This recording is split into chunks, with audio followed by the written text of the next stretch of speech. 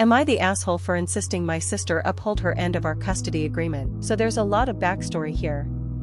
My sister, Lily, F35, had my niece Emma, F9, when she was 26. She was at the time living with my parents along with her then boyfriend, and they had both just gotten out of rehab for heroin addiction. Both her and her boyfriend were not able to stay clean for long, and she was using throughout her pregnancy. When Emma was almost 2 months, she came to me begging me to take Emma for 2 months while she checked into rehab again to get clean. I was 22 years old living in an efficiency apartment while putting myself through law school, but my parents insisted they couldn't care for an infant and had suggested foster care to my sister, so I took my niece in. When my sister got out of her rehab, she got back together with her BF who was still taking drugs, and thus began 5 years of a vicious cycle where one of them would get clean only to be dragged back under by the other. I took legal guardianship Emma, although it was still supposed to be temporary. Every time Lily would bring up taking her back, I would agree on the condition that they both passed a drug test, and it simply never happened. When Emma was almost 6 years old, my sister came to me saying she was once again pregnant. This was the turning point for her, and she gave birth to my nephew having been clean for almost 8 months. Obviously it was very hard for both me and Emma, going from her living with me to moving back with her parents. We went to court and worked out a custody arrangement where I still have Emma every weekend, but she spends the week with her mom and dad. We attended family therapy all together for the first year, and once we settled on a routine we stopped. Here comes the issue. My sister is once again pregnant, and she and her former BF, now husband, say that they don't want to allow Emma to come with me weekends because apparently she comes home to them acting like a brat. I absolutely understand the issue. I explained to my sister that when Emma is with me she is the center of attention, and going from that to having to fight her brother for her mom's limited attention between bouts of morning sickness has to be hard. I offered to take my nephew weekends as well to give my sister some rest, or to possibly resume family therapy so Emma could work through these changes. My sister simply told me that Emma would be taking a break from spending time with me. I let her have 2 weekends with Emma, and then, when she continued to stonewall me, I threatened to take her to court. We have a custody agreement in place, and I am still one of Emma's legal guardians. She said I'm throwing the past in her face, and won't let her be a real mother to Emma. I'm conflicted. I raised Emma for almost 6 years, and I treasure every moment I spend with her, but am I getting in the way? Emma calls me every evening and asks what we are doing over the weekend and why I don't have time for her, so I think additionally my sister is spinning it as me not wanting her to come. I just want what's best for Emma, so Reddit Ada, edit to clear up some misunderstandings. Emma is now 9, my sister has been clean for over 3 years. We transitioned Emma very slowly. She was with her parents every other weekend for a year, then we had 50-50ths split, and now I have weekends.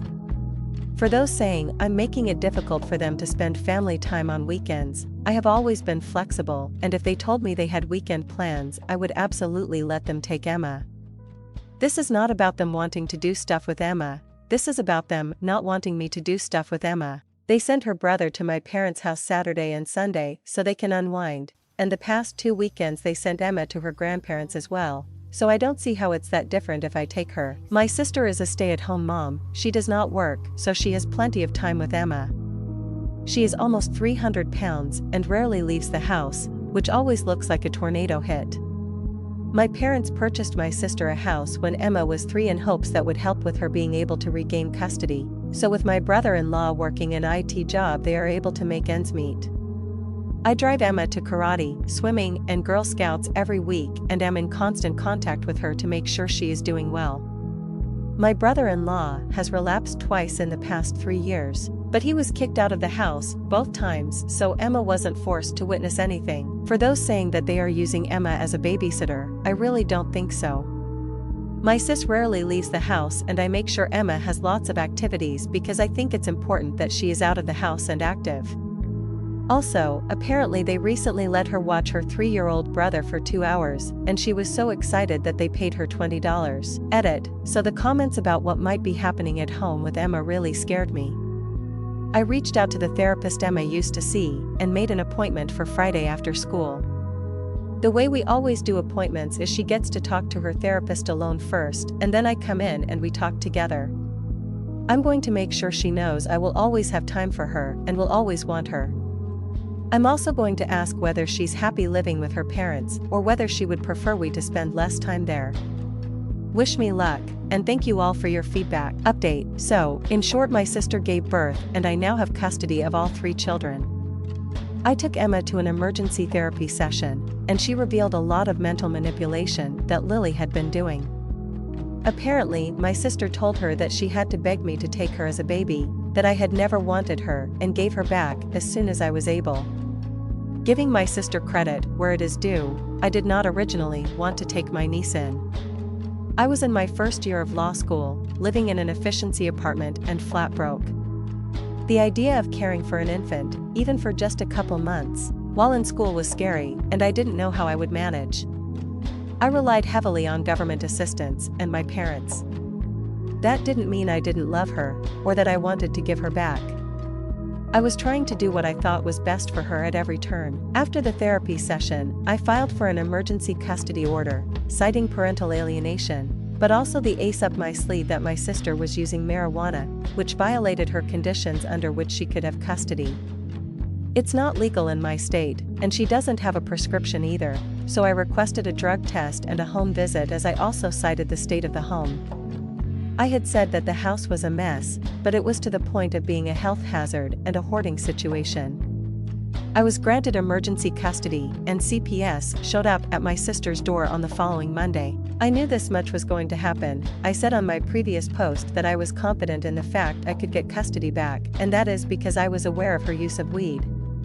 To be clear, I didn't see it as a problem. She gets migraines and uses it.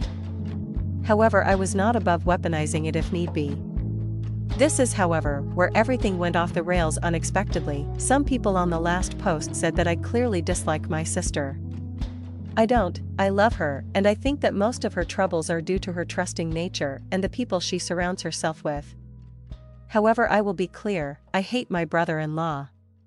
When CPS arrived, they found that my brother-in-law had been growing not only marijuana in the basement, but also psychedelic mushrooms. When they drug tested both of them, they found not only marijuana in their systems, but several other drugs, including fentanyl, which was probably laced with whatever they were using. They immediately removed my nephew and reached out to me to take him. They were both arrested on charges related to my brother-in-law horticultural activities in the basement. I can honestly say I didn't see it.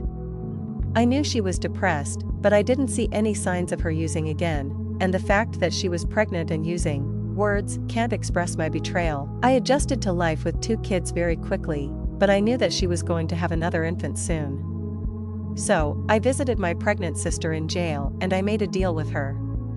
She gave up all parental rights to all 3 kids in exchange for me paying her bail and providing her with an attorney so that she had the best possible chance of avoiding jail time.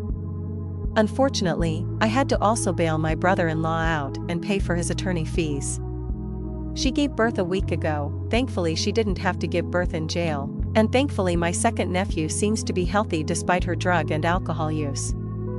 I have full custody of Emma and both her brothers, and am in the process of filing for legal adoption, which is far different than guardianship, but I don't have doubts I will be successful given both parents signed away their rights. I know I'm doing the right thing. The past has shown me that I don't want to be in limbo, waiting for her to be clean long enough to take the kids back. It has also proven to me that I can't trust her. I don't want to co-parent with someone who will lie and manipulate like she did. Emma is thriving. I have literally never seen her happier, and despite some sleepless nights, the baby and I are doing well. I worry most for my 3-year-old nephew, Ian. He is doing well so far, but I don't think it has sunk in that this is permanent. We will definitely be doing family therapy. I hope that I have covered everything. Thank you so much to everyone who convinced me that everything was not right with Emma. Without you, I don't like to think what could have happened. Edit. I have seen a lot of concern in the comments about my sister having another baby. It is very unlikely. The reason she had Emma in the first place was because she wasn't on any form of birth control, because she thought she couldn't get pregnant. When she was a teenager, she had to have one of her ovaries removed, and the doctor said there was very little chance of getting pregnant. Emma was breech when she was born, so my sister had to have a cesarean and thus had a cesarean with both other children.